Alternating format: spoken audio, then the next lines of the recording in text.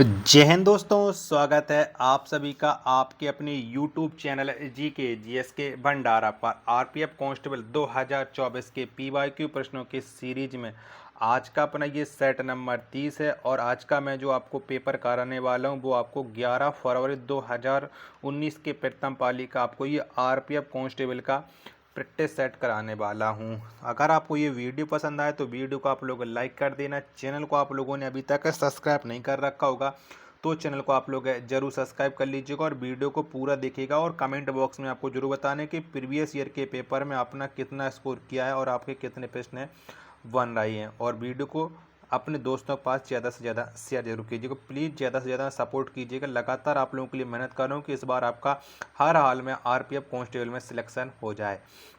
तो पहला प्रश्न है आपके सामने कि राज्यसभा का पीठासीन अधिकारी कौन होता है। तो कौन होता है? तो राज्यसभा का जो पीठासीन अधिकारी होता है वो उपराष्ट्रपति होता है। पहले का पहला ऑप्शन है वो करेक्ट आंसर हो जाएगा। दूसरा प्रश्न है आपके सामने कि 1945 के शिमला सम्मेलन के दौरान भारत का वायसराय कौन था। तो शिमला सम्मेलन के दौरान जो भारत का वायसराय था वो बेवेल था। यानी 45 का दूसरे का करेक्ट आंसर ऑप्शन संख्या 3 हो जाएगा। तीसरा प्रश्न है आपके सामने कलकत्ता में धर्म सभा की स्थापना किसने की। तो किसके द्वारा ये धर्म सभा की स्थापना की गई थी कलकत्ता में। 3 का आंसर आपको बताना है। चारों ऑप्शन वो आपकी स्क्रीन पर शो हो रहा है। तो ये स्थापना राधा कांत देव के द्वारा की गई थी। दूसरा ऑप्शन है वो करेक्ट आंसर है हो जाएगा। चौथा प्रश्न है आपके सामने कि लेग बिफोर विकेट शब्द का संबंध किस खेल से संबंधित है। तो बताओ लेग बिफोर का संबंध किससे है। 4 का आंसर आपको बताना है। तो इसका जो संबंध है वो क्रिकेट से है। ऑप्शन संख्या 4 इसका राइट आंसर है हो जाएगा। पांचवा प्रश्न है आपके सामने कि 1760 में किस फ्रांसीसी जर्नल को अंग्रेज जर्नल आयरकूट ने वांडीवास के युद्ध में हराया था। तो किसने हराया था वांडीवास के युद्ध में। 5 का आंसर आपको बताना है। तो ये कॉम्टे डेल लैलिस का राइट आंसर है हो जाएगा। 5 का पहला ऑप्शन एकदम राइट आंसर हो जाएगा। छठवां प्रश्न है आपके सामने कि लेड शुगर किसे कहा जाता है। तो बताओ किसे कहते हैं लेड शुगर। तो लेड शुगर ये लेड एसीटेट को कहा जाता है। 6 का ऑप्शन संख्या 4 है वो इसका राइट आंसर है हो जाएगा। सातवां प्रश्न है आपके सामने कि हुगली नदी के तट पर कौन सा बंदरगाह स्थित है। तो बताओ कौन सा बंदरगाह है। तो हुगली नदी के तट पर ये पारादीप बंदरगाह वो स्थित है। 7 का तीसरा ऑप्शन है वो राइट आंसर है हो जाएगा। आठवां प्रश्न है कि निम्न में से किससे भूरा कोयला भी कहा जाता है। तो बताओ किससे भूरा कोयला भी कहते हैं। तो लिग्नाइट को भूरा कोयला भी कहा जाता है। 8 का दूसरा ऑप्शन है वो राइट आंसर है हो जाएगा। चलिएगा नेक्स्ट प्रश्न है आपके सामने प्रश्न संख्या 9 है कि किसे 9वां प्रश्न है कि किस वायु में उच्च पर्वतीय क्षेत्रों में सर्द गर्म मौसम की छोटी अवधि के दौरान छोटे पौधे बहुत तेजी से बढ़ते हैं। तो बताओ किस वायु का इसका राइट आंसर क्या हो जाएगा प्रश्न संख्या 9 का। तो जितने भी लोग बता रहे हैं टुंड्रा वायु ऑप्शन संख्या 3 है वो इसका राइट आंसर है हो जाएगा प्रश्न संख्या 9 का। चलिएगा अगला प्रश्न संख्या 10 है आपके सामने कि किसी निश्चित समय में वायु में नमी की मात्रा निम्न में से क्या कहलाती है। तो क्या कहलाती है। तो ये आर्द्रता कहलाती है। क्या आर्द्रता कहलाती है। 10 का ऑप्शन संख्या 4 है इसका राइट आंसर है हो जाएगा। 11वां प्रश्न है आपके सामने कि रणजी ट्रॉफी निम्न में से किस खेल से संबंधित है। तो बताओ रणजी ट्रॉफी का संबंध किससे है। 11 का आंसर आपको बताना है। तो इसका संबंध है वो क्रिकेट से है। 11 का पहला ऑप्शन एकदम राइट आंसर है हो जाएगा। 12वां प्रश्न है आपके सामने कि डॉट डॉट ऐसा अम्ल होता है जिसमें ऑक्सीजन का एक परमाणु हाइड्रोजन की एक परमाणु से कम एक अन्य तत्व से जुड़ा है। तो बताओ 12 का राइट आंसर क्या हो जाएगा। तो इसका राइट आंसर हो जाएगा ऑक्सी एसिड। पहला ऑप्शन एकदम राइट आंसर है हो जाएगा। 13वां प्रश्न है आपके सामने कि निम्नलिखित में से कौन जहांगीर के शासनकाल में एक प्रसिद्ध चित्रकार था। बताओ कौन सा था जहांगीर के समय एक प्रसिद्ध चित्रकार। 13 का आंसर आपको बताना है। तो ये उस्ताद मंसूर था। पहला ऑप्शन है वो राइट आंसर है हो जाएगा। 14वां प्रश्न है आपके सामने कि बैंकों द्वारा अपने पास रखे जाने वाली राशि कितनी होगी इसका निर्धारण कौन करता है। तो बता इसका निर्धारण कौन करता है। 14 का आंसर आपको बताना है। तो इसका निर्धारण है वो आरबीआई करता है। तीसरा ऑप्शन एकदम करेक्ट आंसर है हो जाएगा। 15 प्रश्न है आपके सामने कि विश्व व्यापार संगठन की स्थापना कब हुई, तो कब हुई थी? तो विश्व व्यापार संगठन, इसकी जो स्थापना है वो 1995 में हुई थी। 15 का तीसरा ऑप्शन देने वाले सभी लोगों का ये करेक्ट आंसर है, हो जाएगा। 16वां प्रश्न है आपके सामने कि ग्रामीण इलाकों में रहने वाले व्यक्ति के लिए न्यूनतम कैलोरी है, तो बताओ कितनी न्यूनतम कैलोरी हो जाएगी ग्रामीण इलाकों में रहने वाले व्यक्तियों के लिए? 16 का राइट आंसर क्या हो जाएगा? ऑप्शन आप लोग ये देख लीजिएगा, चारों ऑप्शन वो आपकी स्क्रीन पर सो रहा है। तो 2400 कैलोरी जितनी भी लोग दे रहे हैं, पहला ऑप्शन देने वाले सभी लोगों का ये करेक्ट आंसर हो जाएगा प्रश्न संख्या 16 का। 17वां प्रश्न आ जाता है कि भारत का वास्तविक कार्यकारी सचिव कौन होता है, तो कौन होता है बताइएगा फटाफट से। चारों ऑप्शन आपकी स्क्रीन पर सो रहा है। तो वास्तविक कार्यकारी जो सचिव होता है वो प्रधानमंत्री होता है। तीसरा ऑप्शन करेक्ट आंसर है, हो जाएगा।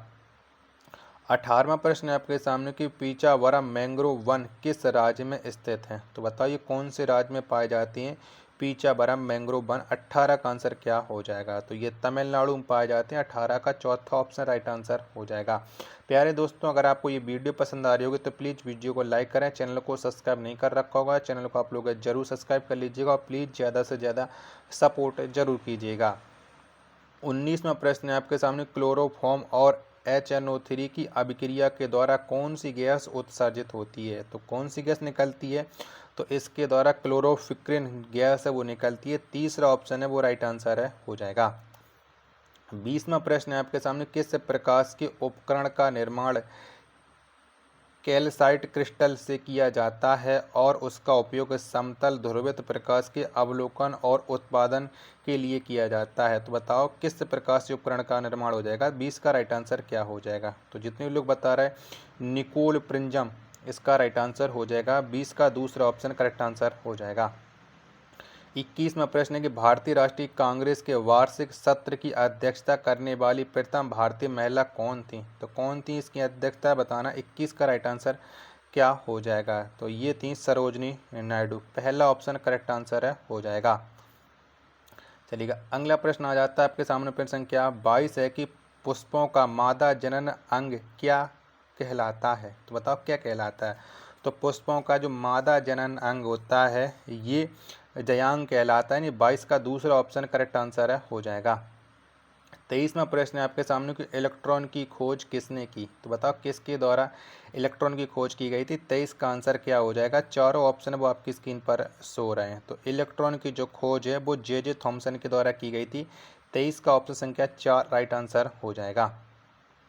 24वां प्रश्न है कि कपाल तंत्रिका का मूल स्थान कौन सा है, तो कौन सा? तो कपाल तंत्रिका, इसका जो मूल स्थान है वो मस्तिष्क है। 24 का चौथा ऑप्शन राइट आंसर है, हो जाएगा। 25वां प्रश्न है आपके सामने कि भारत की पहली पंचवर्षीय योजना की अवधि थी, तो बताओ कौन सी थी पहली पंचवर्षीय योजना का कार्यकाल आपको बताना है। 25 का राइट आंसर क्या हो जाएगा? तो ये 1951 से 1956 इसका राइट आंसर है, हो जाएगा। 26वां प्रश्न के प्रसिद्ध चंदेरी साड़ी मौलिक रूप से किस राज्य में बनाई जाती है, तो कौन से राज्य में बनाई जाती है चंदेरी की साड़ी? तो मौलिक रूप से चंदेरी की जो साड़ी है वो मध्य प्रदेश में बनाई जाती हैं। चौथा ऑप्शन राइट आंसर है, हो जाएगा। 27वां प्रश्न की नीति आयोग की स्थापना कब की गई थी, तो कब हुई थी नीति आयोग की स्थापना, ये आपको बताना है। 27 का राइट आंसर है, क्या हो जाएगा? तो ये 1 जनवरी 2015 में नीति आयोग की स्थापना हुई थी। तीसरा ऑप्शन है वो करेक्ट आंसर हो जाएगा। प्यारे दोस्तों, वीडियो को अभी तक आप लोगों ने शेयर नहीं कर रखा होगा, प्लीज़ वीडियो को ज़्यादा से ज़्यादा अपने दोस्तों के पास शेयर कीजिएगा, जिससे वो भी लोग इस PY की सीरीज को कंप्लीट कर लें, क्योंकि सिलेक्शन लेना इस बार आपके लिए बहुत ही ज़्यादा ज़रूरी है।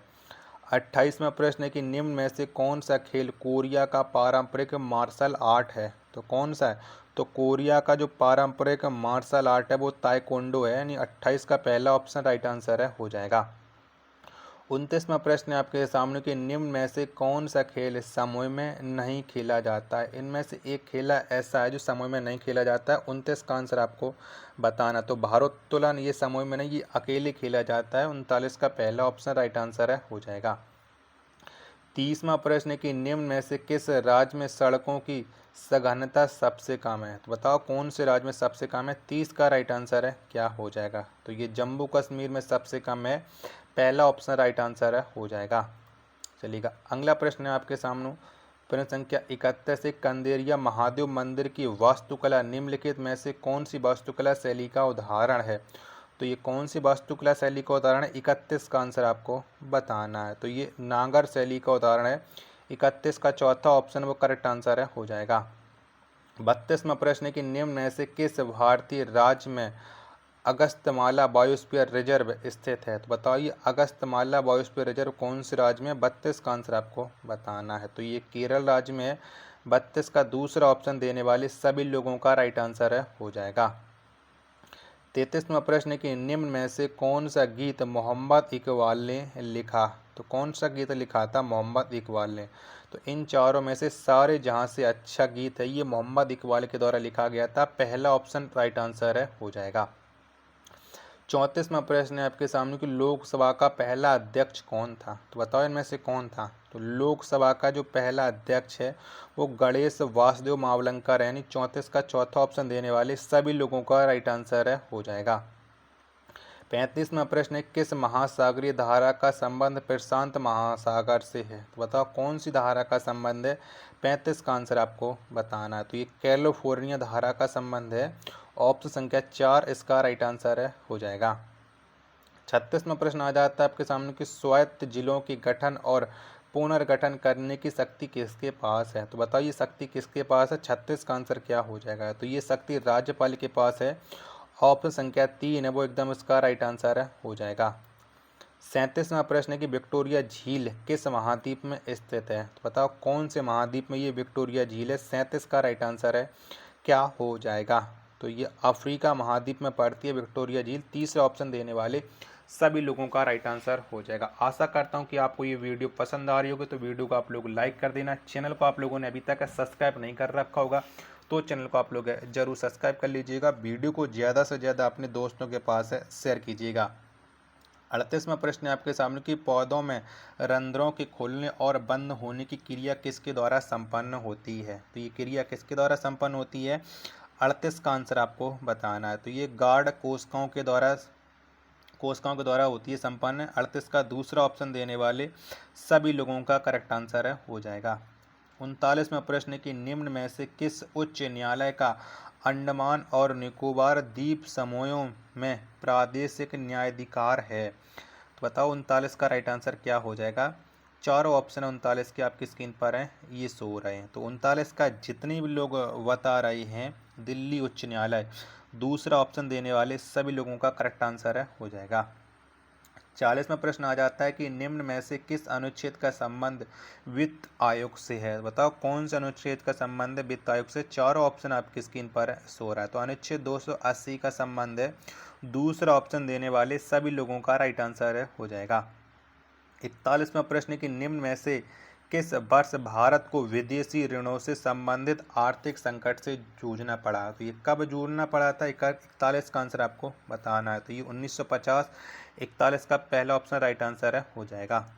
42वां प्रश्न कि अंतर्राष्ट्रीय ओलंपिक समिति के चिकित्सा आयोग द्वारा निम्न में से क्या प्रतिबंधित है? तो बताओ क्या प्रतिबंधित है? 42 का आंसर आपको बताना है। ऑप्शन आप लोग देख लीजिएगा। तो खेलों की क्षमता वृद्धि हेतु दवाओं का सेवन यानी डोपिंग ये प्रतिबंधित है। पहला ऑप्शन राइट आंसर है, हो जाएगा। 43वां प्रश्न है कि निम्न में से किसने शल्य चिकित्सा पर प्राचीन वैज्ञानिक पुस्तक लिखी? तो किसने लिखी थी शल्य चिकित्सा पर प्राचीन वैज्ञानिक पुस्तक? 43 का आंसर आपको बताने कि 43 का राइट आंसर क्या हो जाएगा? तो ये सुश्रुत ने लिखी थी। दूसरा ऑप्शन देने वाले सभी लोगों का राइट आंसर है, हो जाएगा। 44वां प्रश्न है कि निम्न में से कौन सा शुष्क भूमि कृषि फसल नहीं है? तो बताओ में शुष्क भूमि कृषि फसल कौन सी नहीं है? 44 का राइट आंसर क्या हो जाएगा? तो धान ये शुष्क नहीं है, ये आर्द्र है, यानी 44 का पहला ऑप्शन देने वाले सभी लोगों का राइट आंसर हो जाएगा। 45वां प्रश्न है कि राष्ट्रपति की अध्यादेश जारी करने की शक्ति से संबंधित अनुच्छेद निम्न में से कौन सा है? तो बताओ कौन सा है? 45 का राइट आंसर क्या हो जाएगा? चारों ऑप्शन अब आपकी स्क्रीन पर सो रहे हैं। तो 45 का जितने भी लोग बता रहे हैं, क्या बताओ फटाफट से 45 का राइट आंसर क्या हो जाएगा? क्या राष्ट्रपति के अध्यादेश जारी करने की शक्ति से संबंधित? तो अनुच्छेद 123 जितने भी लोग दे रहे हैं ऑप्शन संख्या 3 एकदम राइट आंसर है, हो जाएगा। चलिएगा 46वां प्रश्न है आपके सामने कि न्याय के पुनरावलोकन का सिद्धांत निम्न में से किस देश में विकसित हुआ। तो ये कौन से देश में विकसित हुआ था, 46 का आंसर आपको बताना है कि 46 का राइट आंसर है क्या हो जाएगा। तो ये विकसित है वो संयुक्त राज्य अमेरिका में हुआ था। पहला ऑप्शन एकदम राइट आंसर है हो जाएगा। चलिएगा अगला प्रश्न है आपके सामने प्रश्न संख्या 47 के भारतीय संविधान के किस भाग का उल्लेख भारत के मैग्ना कार्टा के रूप में किया जाता है। तो कौन से भाग का किया जाता है, 47 का आंसर आपको बताना है। तो ये भाग 2 में किया जाता है, पहला ऑप्शन है वो राइट आंसर हो जाएगा। 48वां प्रश्न है आपके सामने क्रिकेट का वैश्विक शासी निकाय निम्न में से क्या है। तो बताओ कौन सा है। 48 का राइट आंसर क्या हो जाएगा। तो अंतर्राष्ट्रीय क्रिकेट परिषद इसका राइट आंसर हो जाएगा ऑप्शन संख्या 3। 49वां प्रश्न है कि भारतीय नेताओं और ब्रिटिश सरकार के बीच लंदन में पहला गोलमेज सम्मेलन कब हुआ। तो कब हुआ था। तो पहला जो गोलमेज सम्मेलन है वो आपको बताना है। तो ये हुआ था 1930-31 में हुआ था। 49 का तीसरा ऑप्शन है वो राइट आंसर है हो जाएगा। 50वां प्रश्न है कि निम्न में से क्या द्विवर्णता का उदाहरण है। तो बताओ कौन सा है। तो द्विवर्णता का जो उदाहरण है वो टूमरिलन है, यानी 50 का तीसरा ऑप्शन देने वाले सभी लोगों का राइट आंसर हो जाएगा। आशा करता हूँ कि आपको ये आज का जो हमारा PYQ सेट है ये 30 नंबर का आपको पसंद आया होगा। तो वीडियो को आप लोग लाइक जरूर कर देना। चैनल को अभी तक आप लोगों ने सब्सक्राइब नहीं कर रखा होगा तो चैनल को आप लोग जरूर सब्सक्राइब कर लीजिएगा। मिलते हैं अपने एक और नेक्स्ट वीडियो के साथ, तब तक के लिए धन्यवाद। जय हिंद, वंदे मातरम।